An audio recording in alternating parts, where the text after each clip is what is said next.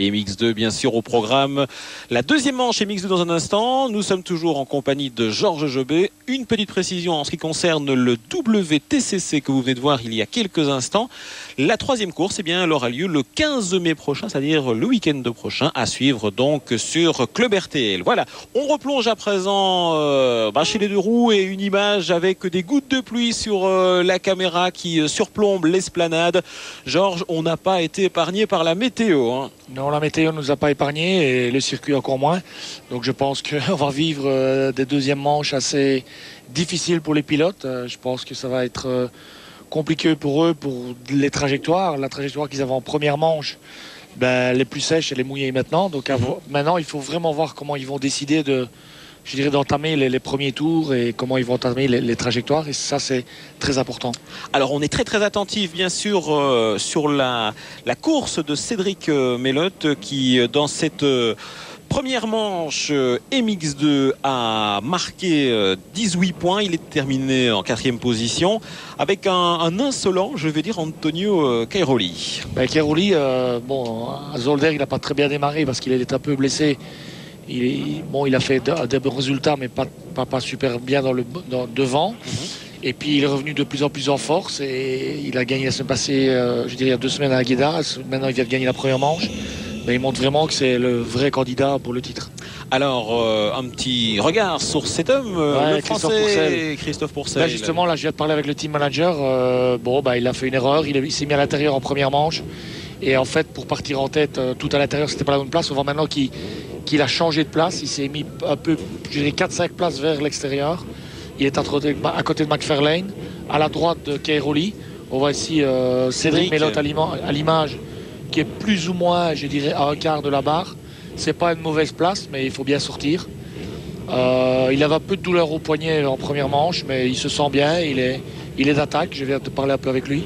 Et ça va. C'est tout bon ça, parce que voilà, nous sommes sur l'esplanade pour que vous situiez bien cette grille de départ avec les pilotes qui ont pu s'installer, choisir donc, comme Georges Jobé nous l'expliquait. La trajectoire de départ, c'est une option très très importante pour bien figurer dans cette manche, dans ce Grand Prix. Ici peut-être encore plus qu'ailleurs parce que dès l'entrée dans le bois, eh bien, ça devient compliqué pour dépasser. On l'a vu précédemment. Donc ici, c'est vraiment l'esplanade qui est très important. Chaque pilote a choisi sa place selon ce que lui pense qui est la meilleure trajectoire pour ce qui lui convient. Et là, il y en a quelques-uns qui ont changé, notamment Christophe Pourcel. On va voir maintenant la sortie. Les 2 premiers matchs sont très importants. Ici à l'image Cairoli. Et puis alors, bien sûr, avant la sortie de l'esplanade, ça c'est super important, petit signe de croix. Ouais, superstition. Exactement. Attention, Cairoli, je le disais, insolent, simplement parce qu'il a gagné la première manche. C'est parti pour cette deuxième manche MX2 ici à Namur. Et go, c'est parti. À fond les gaz, et on va voir comment Cédric Melotte va se comporter. Kawa, j'ai vu Sword là qui était pas mal, mais il y en a un qui est venu à l'intérieur. Et c'est McFarlane, Sword. Et je vois Chiodi qui est 3e. Ouais. McFarlane, Sword. Voilà, ici Machio qui frotte un peu. Et il est où Cédric? Ah, le voilà, il est à l'intérieur. Oh là là. Cédric Melotte. Il est loin. Très loin. Bon départ pour lui. Oh là, il est mal. Et Cairoli est derrière lui. Cairoli est derrière Cédric Melotte. Eh bien, les 2 grands animateurs de la première manche. Ça, c'est quelque chose. Machio, ici à l'image. Chiodi, des hommes d'expérience, les plus vieux de la catégorie. McFarlane en tête, devant Sword. Et 17e seulement Cédric Melotte au départ de cette course, avec Cairoli 19e. Hop, une chute là. Finlandais. C'est Matti Seistola. Ouais, Seistola. Il s'est fait mal un peu. Sérieusement blessé en tout cas dans ce départ. Oh, Philippe Hart qui a fait 2e la première manche. Philippe Hart, à terre. L'Italien. Ouais. Grosse information. En tout cas, en début de deuxième manche MX2, il repart dernier. Donc il était 11e, il était finalement dans le peloton. Patrick Cap, c'est en 10e position au départ. Ouais. Ça veut dire que pour l'instant, après pas encore un tour, McFarlane gagne le Grand Prix devant Sword. Mais bon, rien n'est fait et on est qu'au premier tour. En tout cas, mauvais départ pour Cédric Melotte, parce que c'est 17e place. Cairoli 19e. Et Cédric Pourcel 24e au passage ici. C'est pas son week-end là. À Namur. Et on se concentre sur le leader actuel, Andrew McFarlane, l'Australien. Sword. Anglais, Stephen Sword. N'est-ce pas un protégé de Dave Thorpe d'ailleurs? Oui, bien sûr. C'est un Anglais qui s'est traîné avec Dave Thorpe. Kiodi à l'image, numéro 5. Alessio Chiodi qui était venu ici entre deux manches, voire près de la ligne, certainement pour trouver la position plus confortable pour son départ. C'est Istola qui est tombé tout à l'heure. Qui est dernier. Voilà la fameuse descente. Avec encore une chute ici en sortie. Boum, Chiodi qui rentre dedans. 39. Hop, et ça se frotte. Regardez comme McFarlane est déjà parti avec Sword. Ils prennent la distance, Macho 3. Hop, il y en a qui est tombé là. Guarneri en tout cas avait chuté il y a un instant. C'est celui qui a chuté dans la descente en première manche, Dougan. Jason Dougan. Ouais.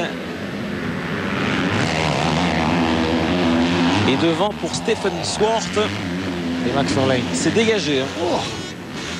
On a vu l'avance déjà qu'ils ont. Et on boucle seulement le premier tour de cette deuxième manche. Oh. Alors là, pour aller le chercher, McFarlane, va falloir se lever très tôt. Ouais, parce que le circuit est lourd et les traces. Allez, premier bond pour McFarlane, leader donc dans cette deuxième manche. Ouais, l'Australien, il a l'air très concentré sur son sujet, comme tous les pilotes certainement, mais on se prend un solide coup au moral, hein, j'ai l'impression, Georges, quand on mise énormément et on le voit, ce départ est très sélectif, et quand on est au cœur du peloton comme Cédric Mellotte par exemple pour l'instant, là il faut attaquer. Il faut y aller franchement. Ouais. Il faut y aller. La bonne info toutefois, enfin si je puis dire, c'est que Cédric Mellotte avait gagné une place au classement provisoire du mondial, puisque avec les points engrangés dans la première manche, il était maintenant 4e. Mais ce mauvais départ ne nous promet rien de bon. Allez, on suit avec attention. 12e place. Bien. Et je vois pas Keroli. 12e place en tout cas. McFarlane devant, Swart 2e, Machio le français 3e et Guarneri. Et Keroli n'est pas là? Alors on cherche Cairoli, le voici en 20e position maintenant. Au passage devant nous sur l'esplanade. Très très mauvais départ pour ce génial Italien qui a mené tambour battant cette première manche et qui là est complètement à la rue, complètement largué. Bon. Eh ben, autant d'enseignements d'entrée dans cette manche. Il y a du travail, les garçons. Et on a vu également un nom apparaître, celui de Steve Soronval, oui. Belge repêché dans les qualifs, un jeune pilote que vous connaissez. Oui, c'est un jeune liégeois. C'est un jeune garçon qui travaille beaucoup. Et il n'a pas eu beaucoup de chance les années précédentes, mais c'est un garçon qui travaille et qui mérite d'être là d'abord, et puis j'espère qu'il pourra faire des résultats. Oui, on n'en avait pas parlé lors de la première manche et il termine 27e de cette première manche. Et il est toujours là et il va certainement essayer d'améliorer. Il ne peut qu'améliorer en tout cas sa position. Absolument. On revient sur la tête de course et on cherche Cédric Mellotte, bien sûr. Le voilà. Le voici. À l'intérieur. McFarlane dans la descente au ralenti. Quel travail d'équilibriste ici. Là, je peux vous dire qu'il va avoir plus d'une chute. Swart, le Britannique, petit coup d'œil en arrière pour voir comment ça se passe derrière lui. C'est dégagé visiblement. Mais surtout McFarlane, leader, l'Australien, qui avait terminé 3e de la première manche. Swart, quant à lui, était 5e. Machio qui a terminé 6e et 3e. Donc voilà, les deux sont partis là. Donc pour ce trio, en tout cas, du moins pour ces deux premiers pilotes confirmation, ils sentent bien le circuit. Circonstances favorables pour eux aussi.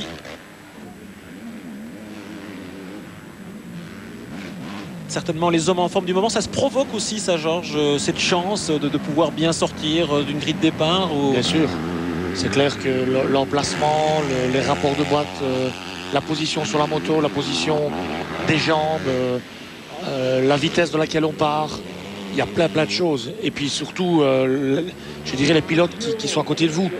Parce qu'il y en a qui sont agressifs, il y en a qui sont moins. Donc je pense qu'il faut prendre toujours bien sûr l'ascendant sur le voisin. Et ça, c'est super important. Donc vraiment, la position sur la grille de départ est très importante et le réflexe de bien partir ainsi comme je vous le dis, d'aller loin en freinage aussi au bout de la ligne droite et de se faire de la place. Je dirais, ça ne se fait pas comme ça. Un bon départ ne s'improvise pas, c'est du boulot, c'est du travail. Ça se travaille, ça se prépare. Et on voit Cédric a repris des places encore. Alors il est en deuxième passage devant nous et le voilà maintenant 8e. 8e place, ça c'est tout bon ça. Il a gagné 2 places et Patrick Caps, l'autre Belge que nous suivons aussi bien sûr, 5e position pour Patrick Caps. Ça c'est meilleur que lors de la première manche, du moins pour ses premiers tours. Cédric Melotte a fait une très belle remontée là parce qu'il était parti en 17e position. Et là, il vient de réaliser son tour le plus rapide. Ouais. Et notre ami Cairoli, il est où? Alors ça c'est d'importance aussi, en 18e position. C'est ce qui était important pour Cédric, hein. C'est Cairoli. L'Italien effectivement, leader provisoire au mondial pour l'instant. Très très loin. Et cette course qui ne fait que débuter, on se demande véritablement. On aura certainement peut-être un Cairoli gêné dans ce départ. Et vous voyez dans tout ça, celui qui s'en sort pour l'instant le mieux, c'est Chiodi, hein. C'est un vieux brigard qui est là, il est en 4e position. Et en cumulant les points comme ça, sa 2e place au mondial, si on arrête la course là maintenant, il prend 15 points à Cairoli. C'est tout beau effectivement, alors que Michael Machiot, le français. Bien, très très bonne place pour Machiot qui vient de loin, parce que l'année passée il a eu une très mauvaise saison. 3e du Grand Prix virtuel. Ouais, il est tranquille pour l'instant en 3e position. Il a 6 secondes d'avance sur Chiodi l'Italien, 4e. Je voudrais quand même préciser que la descente ici, on ne se rend pas compte de la déclivité. Avec la télévision, ça trompe un peu, mais je peux vous dire que ça descend super fort. Ah oui, non, mais là, on a effectué le tour du circuit à pied. C'est déjà à pied. À pied, là, vous descendez sur les fesses. Exact, c'était ça. Vous avez deviné? Vous nous avez vus? Caméra cachée. Ah, c'était vous alors la caméra cachée. Voilà. Ouais, ça c'est terrible, terrible, terrible. On le répète jamais assez, mais tous ces champions du motocross ont un cœur gros comme ça pour continuellement offrir un tel spectacle à Namur. En plus, maintenant effectivement c'est plus couvert au niveau du ciel, donc c'est nuageux et il n'y a plus ce jeu d'ombre et de rayons du soleil qui transperce les arbres dans le bois, mais c'est très très compliqué. Super compliqué, très difficile. La visibilité même à certains endroits est difficile parce que là forcément la boue est noire et l'ombre est très forte et on ne voit pas toujours très très bien les racines, les ornières. Et c'est pas facile à voir. En tout cas, pour les autres conditions pareilles, franchement, il faut le faire. Surtout quand on est derrière et avoir la projection de boue, pas évident. Alors toujours le duo de leader McFarlane devant. Bien parti. Et Sword, il n'a pas dit son dernier mot. Et Sword juste derrière. C'est un garçon qui est très régulier aussi, Sword.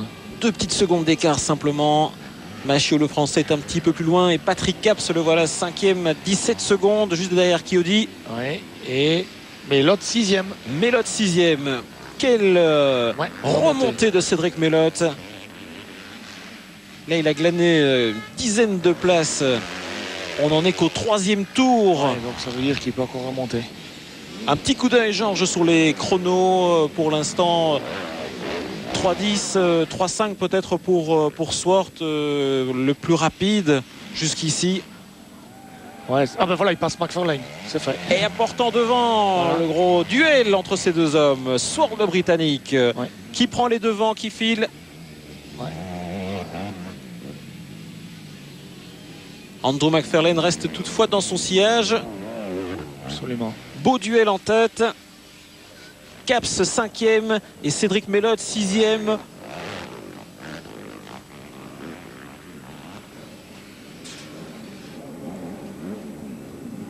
on voit Sword, il se sent vraiment bien, il est à l'aise, ça se voit. Et donc toujours ce petit calcul que la réalisation vous offre avec la position virtuelle à ce moment dans la course.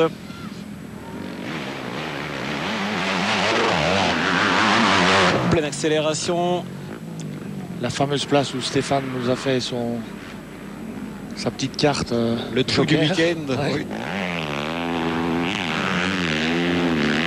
Mais apparemment, là, les 125, enfin ici, les MX2, ils ont pris une autre ligne. Là. Donc j'aimerais juste voir ce que vont faire les MX1 tout à l'heure. C'est pas la même ligne que les MX1. Et Machio, le français, 3e.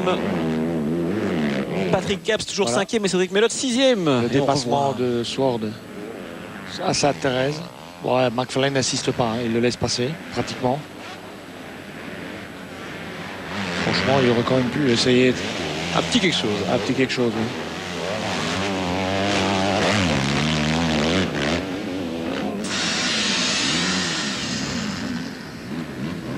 Voilà, alors qu'à côté de nous, télévision vient prendre l'âme dans la position commentateur. Ouais, certainement les conditions climatiques, dira-t-on. On reste sur la course avec les 2 leaders qui en terminent avec leur 3e tour. Sword, le Britannique, devant McFarlane. Machio en 3e position. Bête.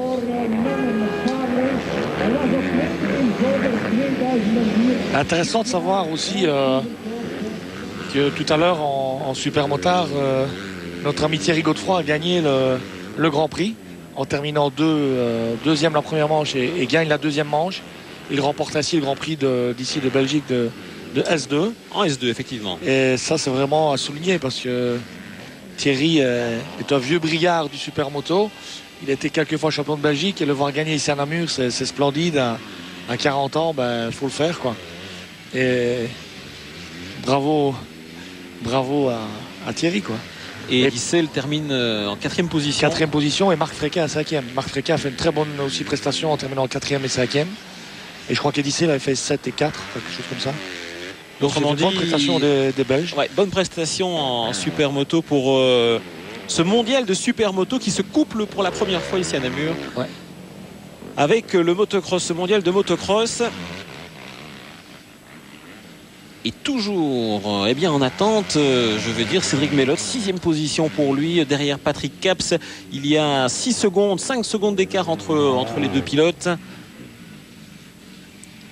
Et Cédric Melotte a 3 secondes d'avance sur le Britannique Noon. Alors qu'à l'image, on suit ce duel entre Andrew McFarlane et Michael Machio. Votre avis, Georges Jobé, sur cette organisation, ce mondial de supermoto, pardon? Disons que c'est pas une mauvaise chose de les avoir tous les deux sur le même site, mais bon, c'est un peu, je dirais qu'au niveau de la piste pour les supermotos, c'était pas ce qu'on a vu de plus bon. Pour les spectateurs, c'était pas mal parce qu'on a une vue intégrale du circuit, mais bon, c'était pas je dirais au niveau pilotage, c'était pas ce qu'il y avait de mieux pour les pilotes. Alors qu'il y a une chute importante. Machio. Et puis Machio, le français, qui était 3e. Donc on va voir si ça a une incidence peut-être sur les positions de Patrick Caps et de Cédric Melotte. Voilà Chiodi en tout cas qui arrivait derrière. Ouais. Michael Machio, toujours 3e, donc confirmé. Chiodi était 4e. Il avait 10 secondes de retard sur Machio, autrement dit. Regardez, hop, il met le pied à terre et il n'a plus la maîtrise, de la machine. Et ce ne sera pas le dernier. Ouais, furtivement, on a vu Cédric Melotte. Il revient à Cédric. Le prochain pointage sera intéressant, en tout cas, du moins en ce qui concerne les 3, 4, 5, 6e places. Surtout qu'il reste 20 minutes, plus de tours. Rien n'est fait. Ouais, petit rayon de soleil de ce côté en tout cas du circuit, parce qu'ici à la hauteur de l'esplanade, là où nous nous trouvons, c'est toujours entre gris clair et gris foncé. Sword, McFarlane. Sword, il roule de plus en plus vite, 3-3. Il accélère son rythme. 3-5 pour McFarlane. Un petit peu à la traîne, toujours l'Australien, mais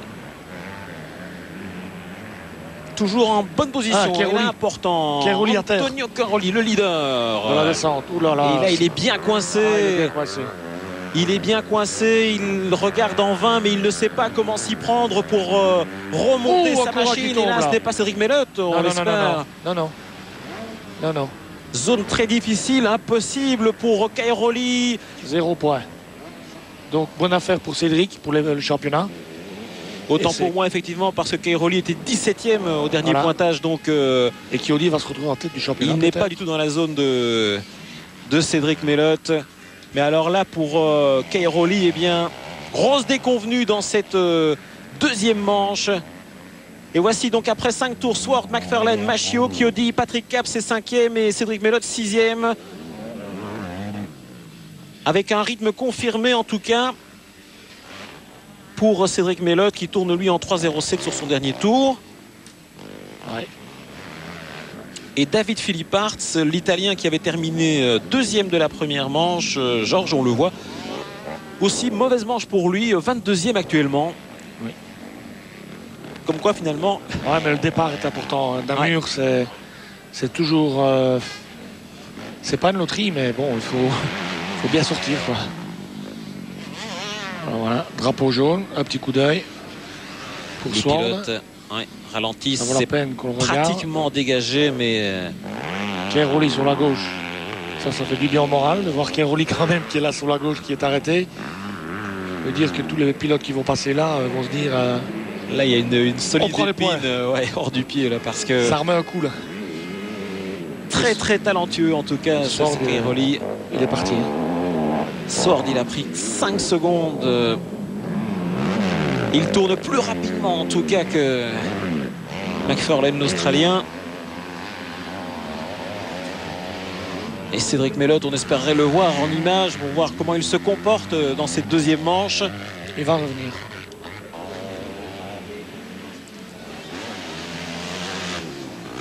Grosse information en tout cas concernant Cairoli, leader provisoire donc au mondial et puis vainqueur de cette première manche, sicilien, confirmation en MX2 cette saison et complètement largué dans cette deuxième manche. Swart, s'il gagne cette manche, il fait une double très bonne opération, hein, parce que c'est 25 points, c'est 25-0 avec Cairoli. Il reprend des points à Cédric puisqu'il était derrière Cédric. Donc ça veut dire que lui, il fait vraiment la toute bonne opération. Hein. La bonne opération du week-end, effectivement, pour le Britannique.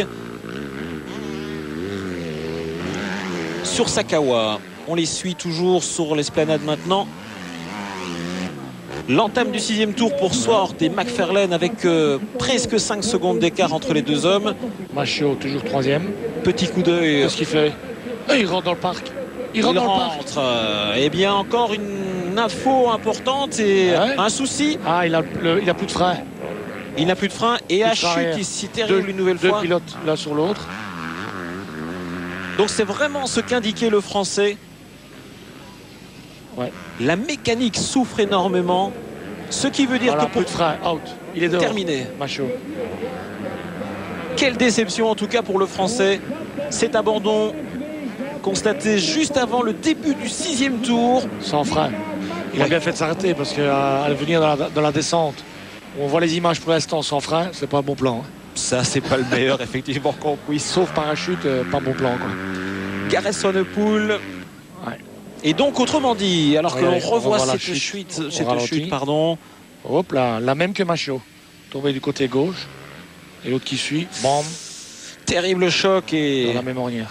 Finalement, on dira entre guillemets, heureusement, ce sont les motos qui se touchent et. Absolument, et pas les pilotes. Et pas les pilotes, parce que. Impossible, en tout cas, pour le deuxième pilote de rattraper sa machine au dernier moment.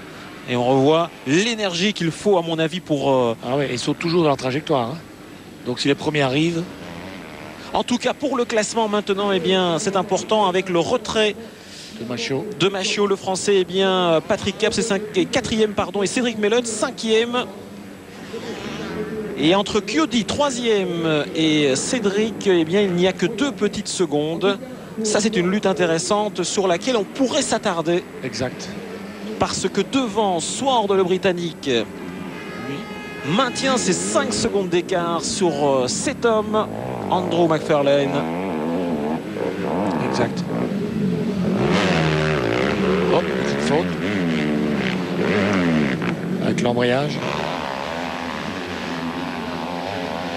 Là aussi, j'imagine que le choix maintenant, les suspensions notamment, ça a toute son importance. Absolument. Puis il faut savoir aussi qu'ils roulent, voilà, par exemple, tous avec des suspensions différentes de marque. de marque de moto, il y a une marque différente de suspension. Mais en plus, on a le choix en tant que pilote de dire tiens, j'ai envie de rouler avec une autre marque. Donc ici, McFarlane, pour ne pas le citer, il roule avec des suspensions Öhlings. Il y a devant Sword qui roule avec des Kawasaki, qui roule avec des Kayaba.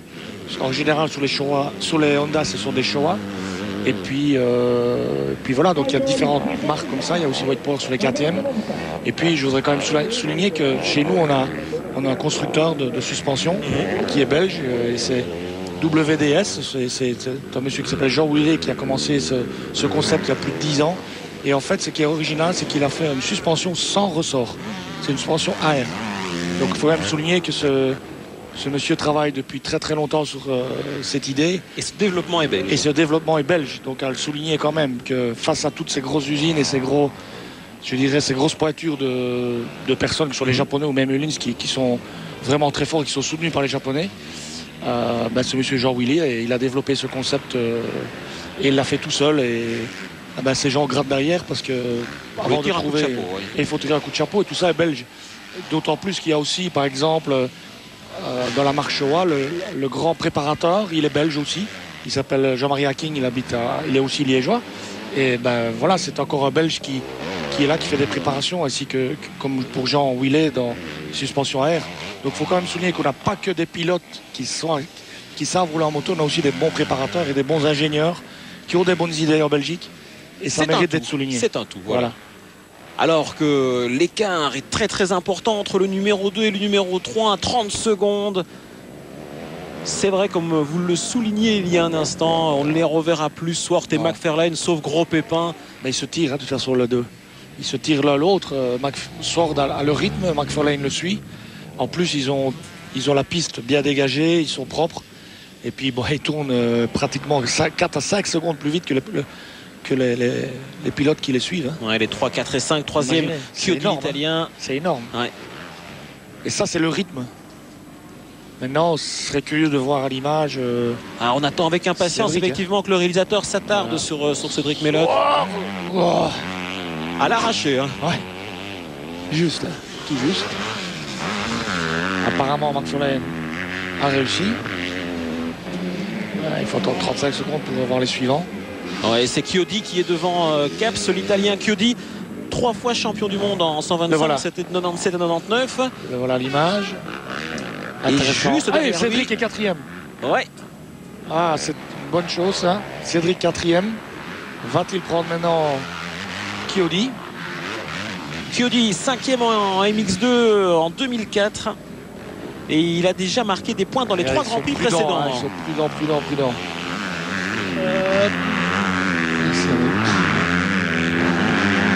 Cédric Mellotte juste derrière, voilà. On va le voir à l'image en arrière-plan. Derrière Chiodi. Je crois qu'il y a Tom Church qui revient aussi avec la Kawasaki. Donc ici c'est Cédric. Cédric vient de passer. Et là derrière, il me semble que j'ai vu la Chiodi. La Cédric. Chiodi qui poursuit et une nouvelle fois. Cédric doit essuyer énormément de projections. Il vient de très loin. Il a fait de très belle remontée, Cédric. Chapeau. Chiodi, expérimenté, 32 ans. Un petit format, je l'ai croisé là tout à l'heure. Il dirait que fait son mètre 65 là environ. À peine. Mais c'est un garçon beaucoup d'expérience. Et on revient sur Swart et McFarlane. Les deux qui sont séparés de 6 secondes. Ouais, mais si Swart part et que McFarlane ne l'a plus en vue, il va perdre beaucoup de temps autour. C'est important d'avoir une sorte de lièvre. De lièvre, effectivement. Mais le combat derrière, il fait certainement rage et on regrette de ne pas suivre Cédric Mellotte davantage parce que cette 4e place est toute belle. Entre deux courses, Cédric Mellotte, il repart en Italie. C'est là qu'il travaille le plus clair de leur temps ou pas spécialement? Non, le team repart en Italie pour la préparation du matériel, mais Cédric s'entraîne en Belgique. Il habite ici et il s'entraîne ici. Vous allez me dire que je me contredis un peu parce que tout à l'heure j'ai dit qu'il n'y avait pas de terrain. Mais en fait, ce qui est un peu fou, c'est qu'il n'y existe que des terrains pirates, je dirais, où on roule là où il n'y a pas d'autorisation. Et que c'est marrant de retrouver des fois sur un terrain pratiquement les 15 premiers du championnat du monde, MX1 et MX2 ensemble. C'est pas vrai, vous n'allez pas me dire quand même Si, si. que Et il y a des endroits, je vous garantis, Cédric où il y a, Pilote pirate. il y a réuni vraiment le Grand Prix de Namur à un endroit bien précis. Et tous ces pilotes s'entraînent Terrible. ensemble. Ah oui, oui, c'est ça qui est encore plus... ouais. Andrew McFarlane deuxième. Que ceux qui nous écoutent prennent bien note. Oui, si vous restez jusqu'au bout de ce reportage, effectivement, nous allons diffuser en boucle les adresses de ce circuit. Non. Très sérieusement, ce mondial ici à Namur, c'est un régal. Et on attend en tout cas de voir Cédric Melotte peut-être grappiller cette troisième place à l'Italien Chiodi. Ça ne se passe pas sur notre image, c'est dommage. Le réalisateur, en tout cas, devrait s'attarder. Je me répète, mais il n'y a que 2 petites secondes, même pas, entre Chiodi 3e et Cédric 4e. Patrick Caps est maintenant 5e. Les autres Belges, De Belder est 16e. Et Soronval est 23e, Steve Soronval. Pourcel qui est bien remonté à la 12e place. Le jeune français. Il était quand même parti 22e, il est remonté à la 12e place. C'est dommage pour Pourcel parce que je pense qu'il aurait pu vraiment faire une bonne prestation ici. Et pour le spectacle aussi, bien sûr. Andrew McFarlane toujours derrière, alors que ce pont est un peu plus impressionnant. Ouais, il tourne en 3-8 et Sword tourne en 3-6. Comme je le disais, perdre le lièvre, c'est pas bon. Il va perdre du temps maintenant. Sword va s'améliorer. Ouais, quelle démonstration en tout cas de ce Britannique qui avait 80 points donc dans ce mondial jusqu'ici après trois courses.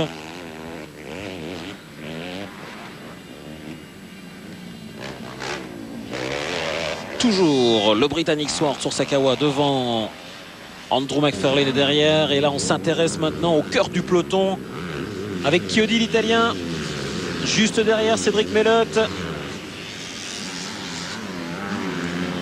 3e Cédric. Hein. Cédric 3e. Ouais.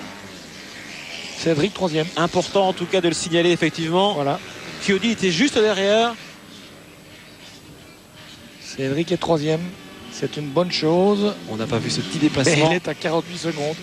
48 secondes, vous imaginez, après 9 tours. Petite info, dans cette première course MX2, ils ont couru 14 tours. Ouais. On sera plus ou moins dans les mêmes proportions. Ah, peut-être plus lent. Si Cédric qui a terminé 4e, il a marqué 18 points. Et Sword, alors qui est 16 et 25. 36-41. Donc autrement dit, Sword est à 96 points. Et Cédric Melotte est à 94 points. Donc c'est McFarlane qui gagne le Grand Prix là pour l'instant. McFarlane est virtuellement vainqueur du Grand Prix, Sword 2e et Cédric 3e. Un Australien vainqueur pour l'instant. À Namur pour l'instant. Voilà. Cap c'est 5e toujours. Noun le Britannique 6e désormais. 40 secondes de retard pour Cédric sur McFarlane. Difficile à moins que impossible. Non, impossible. Mission impossible. Sauf panne mécanique ou grosse chute de la part d'un des deux à l'avant, c'est-à-dire dans la descente meurtrière là-bas. S'il y en a des deux qui tombent, là où il pourrait éventuellement. Mais à la régulière, il ne saurait jamais aller remonter. Dans cette catégorie, en tout cas, il y avait un Belge éliminé lors des qualifs, c'est Michael Besonré. Oui, j'ai entendu qu'il s'était brisé le poignet, malheureusement. Michael Besonré avait fait beaucoup d'entraînement cet hiver, était bien revenu cette année, justement en MX2. Malheureusement pour lui, c'est, je pense, fait une blessure. Il s'est brisé le poignet hier ici à Namur. C'est vraiment dommage pour lui parce qu'il a beaucoup travaillé pour revenir sur ses grands prix. Voilà, et donc Chiodi toujours en retrait maintenant par rapport à Cédric Melotte. Voici en retrait, mais il est là. Hein. Cédric effectivement devant et Alessio Chiodi. Déjà une longue carrière pour cet Italien. Donc, les 4 pilotes ici qui sont devant en tête, c'est 4 pilotes qui vont reprendre des gros points à Cairoli. Parce que tous les 4 sont bien placés au championnat. Donc au championnat, tous ces pilotes sont dans les 5 premiers. Donc ça veut dire qu'ils vont recoller un petit peu au basque de Cairoli. Donc ce serait que plus intéressant pour le championnat. Pour Cédric, c'est une très bonne affaire. Et finalement maintenant Cédric Melotte va certainement dans un premier temps confirmer cette 3e position dans cette 2e manche et peut-être plus. Ça dépend un petit peu du caractère du personnage. Oui, mais vous savez, il tourne en 3-11, il tourne 2 secondes plus lentement que McFarlane. Donc il perd du temps, il perd du terrain, Cédric, sur le 2e. Soir de premier, McFarlane est à 8 secondes et demie. Et Cédric à 50 secondes.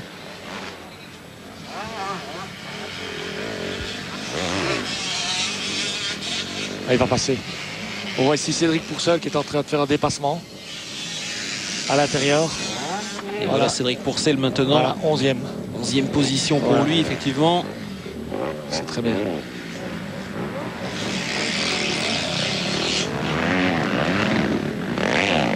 Et ce qui est impressionnant quand même, je fais à souligner, c'est que Sword a quand même fait son meilleur temps en 3-3, McFarlane en 3-5, Melotte en 3-7, et qui maintenant il tourne en 3-9 et en 3-11. C'est 8 secondes autour. C'est énorme. Impressionnant. C'est pas normal. Ça. À ce niveau-là, c'est pas normal.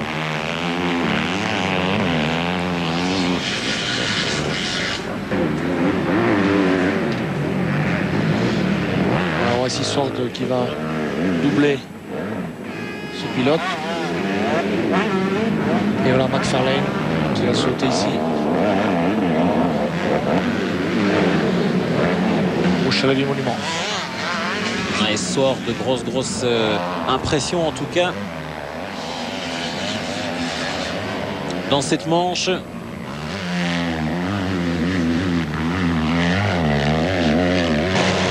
Beau spectacle en tout cas, week-end particulièrement complet ici à Namur. Avec les courses supermoto, ce mondial qui s'est installé ici et puis cette combinaison bien évidemment. L'important sera en tout cas de demander à nos spectateurs ce qu'ils en ont pensé, ce qu'ils en retirent, à savoir si pour une entrée unique, un prix d'entrée unique, bien sûr, assister à cette double compétition en quelque sorte. En tout cas, ce qui est clair, c'est qu'on a vraiment ici à faire une grande course de motocross parce que la piste, comme elle est défoncée là, je peux vous dire que c'est rarement l'occasion en Grand Prix. Parce que régulièrement en Grand Prix, bon, on a, je trouve, trop souvent la tendance à repasser le bulldozer et des pistes trop plates. Et là, ici, on a vraiment une piste défoncée, très dure. On voit les suspensions sont très importantes puisque les motos vont de gauche à droite et il faut bien négocier que ce soit les virages ici ou les ornières ou les racines, les pierres et les bosses plus les sauts, les descentes et les côtes, ben, ça fait beaucoup. Hein. Ah ouais, c'est énorme. Ça demande une grande préparation et une condition physique très importante, très affûtée. Toujours McFarlane, à l'image de 2e de ce Grand Prix. 3e, c'est Cédric Melotte, le Namurois. La Sword là qui vient doubler. C'est pas facile toujours de doubler les pilotes. Ah, ils se mettent sur le côté, ça va.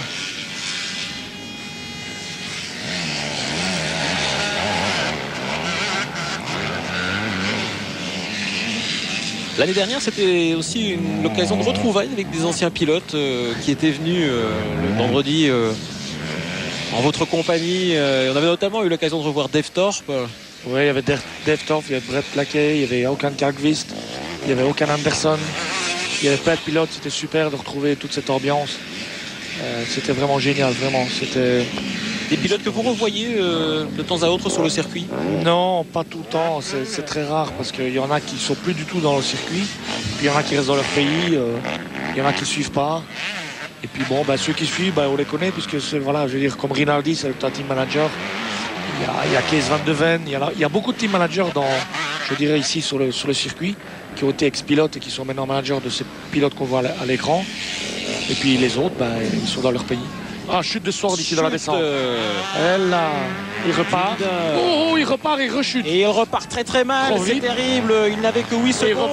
Et il repart en tête. Il repart devant, petit coup d'œil. Il repart devant. Petit coup d'œil et sans doute que McFarlane vient de passer. Et regarde derrière lui, c'est jamais fini. Hein. Il vient de passer, on peut le voir. Oui, sauf chute dans cette descente, la course n'est pas finie. Regardez, il perd l'équilibre. Hein. Hop là. Et là, que s'est-il passé? Est-ce qu'il était un petit peu trop rapide à un moment peut-être? Ouais, il était assis d'abord. Donc, comme j'ai dit, assis, il n'a pas su prendre son équilibre.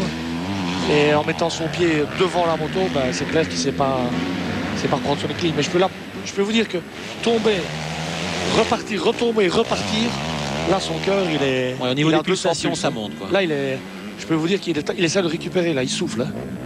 Vous avez le stress d'être en tête, de ne pas se faire attraper par celui qui vous précède, et plus les pulses. C'est-à-dire que là, on va venir ici sur l'esplanade pour respirer un petit coup. Il avait 8 secondes d'avance sur McFarlane. Voilà, là, il respire un peu. Hein. Il regarde son panneau. Ouais, et McFarlane derrière. Il respire, il souffle. Allez, c'est reparti pour un tour. Allez, McFarlane est là. Hein. Et il reste 2 tours. Il passe devant nous. 2 laps. Sword, le Britannique, après une grosse frayeur, toujours numéro 1 de McFarlane, avec 3 secondes 7 de retard. Mais McFarlane n'ira pas le rechercher. Il ne prendra pas les risques d'aller le chercher parce que McFarlane sait qu'il gagne le Grand Prix. Oui. Ah, il arrive au stade évidemment où ses paramètres jouent. Ouais, mais d'autant que dans les derniers chronos, quand on est au 4e Grand Prix, qu'il en reste 13 et qu'on sait qu'on doit prendre des points et qu'on voit un gars qui est devant, on va le chercher ça. Il faut prendre, il y a 3 points à prendre là. Fin de championnat, qui sait, peut-être qu'il y aura 3 points de retard pour être champion. McFarlane.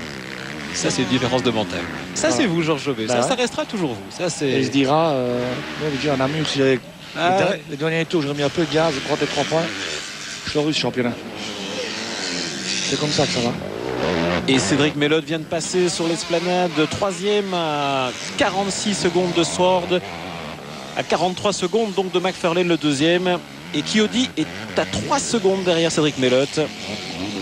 Il ne tourne pas plus vite que Cédric. Vous voyez ce que je voulais vous dire avec McFarlane. Regardez, il a tourné en 3,15. Et Sword en tombant 2 fois, il a tourné en 3,19. Et alors, ce que je voulais dire ici avec McFarlane, en voyant Sword tomber, c'est une information importante. Parce qu'en voyant Sword tomber, il sait que Sword est fatigué en se relevant. Exact. Donc c'est à ce moment-là qu'il faut attaquer et revenir et lui mettre la pression. Au moins ce tour-là. Et pas se contenter de se dire je gagne le Grand Prix. Ouais. Une stratégie. Et allez, de nouveau il est reparti. Voilà. Entre guillemets petit bras de McFarlane qui ne nous offre pas dommage. Ce mano à mano, ce duel sur le final. Petit manque de planche pour l'Australien peut-être en attendant. Cédric Melot est 3e et Patrick Capps 5e. Petit coup d'œil pour les autres Belges de Belder, et s'il termine son tour, ce 11e tour, eh bien il arrivera en 17e position. Pour ça qui est revenu en 10e position. Très bien. Voilà encore ici Sword qui remonte sur l'esplanade.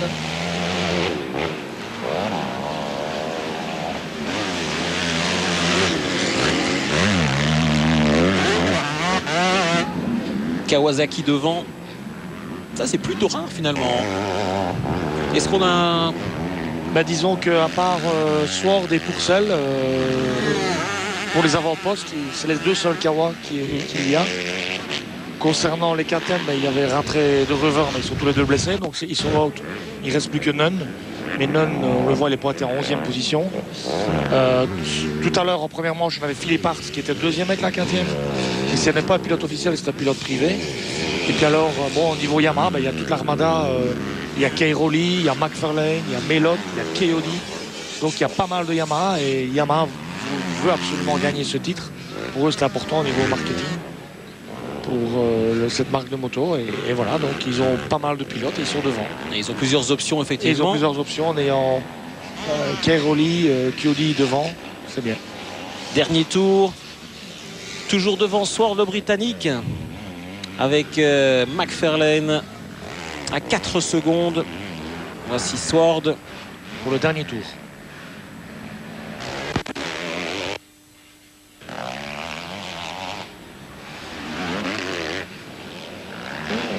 Voilà Cédric, 3e position, qui dit 4e. Cédric qui se retourne, qui vient vers lui. Il maintient en tout cas cet écart, Cédric Melotte. Il ne faut pas qu'il fasse de faute, hein, parce que Kioli est là.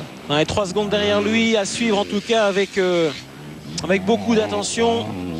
C'est peut-être le dernier duel dans cette manche MX2. Dominé cette fois par le Britannique Sword avec 4 secondes d'avance sur McFarlane. Cédric Melotte est 3e. Kiodi Caps, bonne course de Patrick Caps en 5e position. Et à nouveau devant nous sur l'esplanade. La bagarre entre Pourcel et Boissière, c'est de 2 Français, 2 jeunes Français. C'est bien de voir ça. La bagarre en tout cas dans... Vous avez entendu crier là. C'est Sword qui crie pour dépasser le doublé. Ah ouais, ok. Ah ouais. Ça c'est un petit coup de klaxon. Il faut crier. Cette descente vertigineuse et certainement pour ces derniers... Oh, il a une belle trajectoire là, le doublé. Ah, c'est une belle ça. Celle-là, elle est belle. Quasiment inexploitée jusqu'ici. Si les MX2 ont regardé la course, c'est une trace à voir. Stéphane l'a sûrement vu. Oui, ça, exactement, MX1. Attention, Sword le Britannique toujours devant avec Andrew McFarlane à 4 secondes. On en termine donc d'ici quelques instants, à moins qu'il n'y ait une dernière surprise. Mais ce numéro 4, ce British, est fort malgré une énorme frayeur. Il reste devant, il a su dépasser et s'imposer avec autorité face à McFarlane. Et donc il triomphe. Très bien. Mérité. Ici à Namur. Victoire méritée. Stephen Sword. Alors 4e au mondial provisoire. On va sortir les calculettes dans quelques instants parce qu'il avait engrangé 16 points lors de la première manche. Le voici certainement pour son dernier... effectivement, et non pas certainement, c'est certain, c'est son dernier passage devant ses stands. Il va se retrouver en 3e position au championnat, je pense. Normalement. On va voir tout cela rapidement. Voilà, victoire donc dans cette manche MX2 de Stephen Sword, le Britannique. La joie. Et Andrew McFarlane termine dans son sillage pratiquement, l'Australien que vous voyez maintenant à l'image. 2e dans cette manche. Andrew McFarlane qui donc accroche Namur à son palmarès dès lors. Absolument. Sword et McFarlane. Alors on attend maintenant avec beaucoup d'attention l'arrivée de Cédric Melotte. Toujours avec Kiodi derrière lui.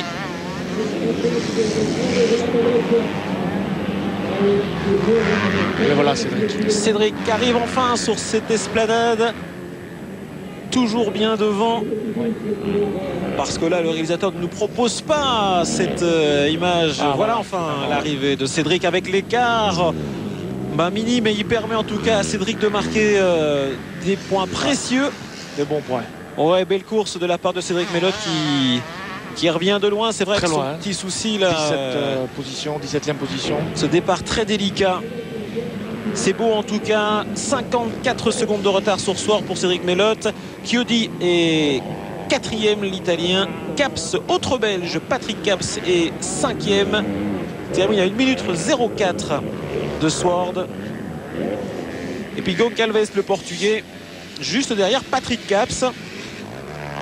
Eh bien on a vu en tout cas peut-être pas ce qu'on espérait, en l'occurrence Cairoli, rapidement éliminé dans cette course. Et pour ça elle fait 9e. Et le jeune français sur Sakawa également termine en 9e position. Donc autrement dit, on va découvrir ce podium alors que l'on enregistre les arrivées encore de pilotes, parce qu'il y a des écarts. On est pratiquement à 2 minutes, on peut avoir 2 minutes d'écart, il y a des doublés, c'est terrible. La différence en tout cas de rythme, de tempo. Et on regardera aussi le chrono peut-être de Soronval, le Belge, qui était dans le bas du tableau. Victoire en tout cas de cette deuxième manche pour Stephen Sword. Mais surtout, on va découvrir dans quelques instants les classements. Et vainqueur du Grand Prix, eh bien un Australien ici. Ce n'est pas une surprise, c'est un garçon qui se comporte bien, peut-on dire, depuis peut-être le début de cette saison. Peut-être avec ses 68 points provisoires, eh bien il effectue un bond en avant. J'ai fait le bon calcul tout à l'heure. Donc on revoit en tout cas ce départ avec McFarlane en tête. Et McFarlane devant, Sword qui suit, et Cédric Mellot enfermé dans ce peloton. Les meilleurs moments donc de cette course MX2 que nous venons de vivre en direct. Sword qui était parti devant. Cette chute très très importante évidemment d'entrée. C'était celle de Seistola, mais on va revoir Cairoli. Vous avez vu ici, c'est un moment important parce que Machio est passé au moment où le pilote relevait sa moto. C'est là qu'il a plié sa pédale de frein, qu'il a cassé son frein. On vient juste de voir ça. Image importante, oui, ça c'est très bien vu, Georges, parce que ça a une incidence pour la suite de la course. Il arrête le tour après ou 2 tours après. Ces nombreuses chutes de Machio au tour d'après. Cairoli. En grosse difficulté, le leader italien du mondial provisoire. La sortie du Français qui se plaint évidemment auprès de ses mécanos, mais l'abandon était immédiat pour lui. Et puis Chiodi, chute de... Voilà, ça c'était aussi un tournant terrible. Ce n'est pas la dernière qu'on voit aujourd'hui. En MX1 on en verra aussi. Et finalement, quand je disais un tournant, c'est un mauvais jeu de mots, ça n'a pas été un tournant pour la course. Heureusement pour Sword qui a pu poursuivre. Incident donc, mais ce Britannique a assuré l'essentiel. Ouais, la rage, la poigne.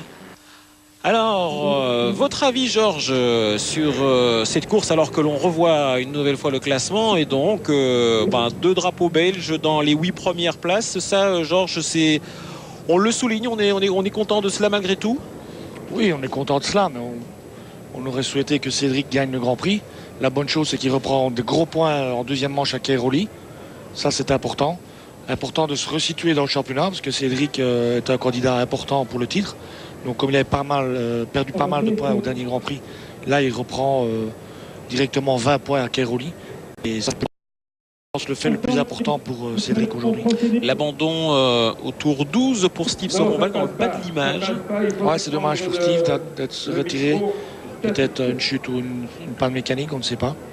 Et en tout cas, voilà, notamment Antonio Cairoli, ça c'était bien sûr la grosse info de cette course. Et aussi David Philippars, autre Italien qui avait les deux premiers franchement animé la première manche. Donc maintenant on va jeter un œil sur le classement pour cette course MX2, ce global maintenant pour cet après-midi. Avec Andrew McFarlane donc, qui l'emporte ici à Namur pour ce Grand Prix de Belgique, pardon. Et puis Cédric Mellot qui est en 3e position. Il ne reprend que 13 points à Cairoli, parce que Cairoli marque 25 en première manche, 0.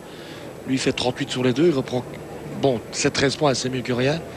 Mais bon, pour revenir au championnat, il va falloir en reprendre pas mal des points. Parce que Cairoli, bon, il a fait une faute aujourd'hui. Il a gagné la première, mais il va peut-être pas faire ça tous les dimanches. Donc il va falloir être régulier pour aller rechercher tous ces petits points. Voilà précisément, Georges Jobé, on suit avec vous cette analyse du mondial pour l'instant après 4 courses. Chiodi, c'est le plus régulier de tous dans les 5 premiers. C'est le seul qui n'a pas perdu une seule manche jusqu'à présent. Et lui, ça va être fin du championnat. Ça va être un client. Un client très sérieux. Il va jouer la régularité. Il n'a pas encore gagné de manche. Mais croyez-moi qu'en étant dans les 3 premiers tous les Grands Prix, c'est le plus important. Et Cédric Mellot, qui grappille effectivement, mais pour Cédric, peut-être le Grand Prix du Portugal a été néfaste jusqu'ici. C'était l'échec. Il ne marque que 2 points sur ce Grand Prix, alors qu'il en avait marqué 30 en Espagne et 44 lors du Grand Prix d'ouverture. Le podium, donc dans quelques instants, Georges, avec Andrew McFarlane, eh bien, cet Australien particulièrement surprenant, mais surtout Cédric Mellot, troisième du Grand Prix. Ah, Samine, il affiche pas un grand sourire. C'est vrai, comme vous me dites, ses ambitions étaient autres ici. Absolument. À l'entame de ce week-end. Mais il est sur le podium. Stephen Swart, donc, gros animateur de cette deuxième manche. Et puis le vainqueur, le voici, Andrew McFarlane. Ouais, super. L'émotion du réalisateur conjuguée à la montée d'Andrew McFarlane sur le podium.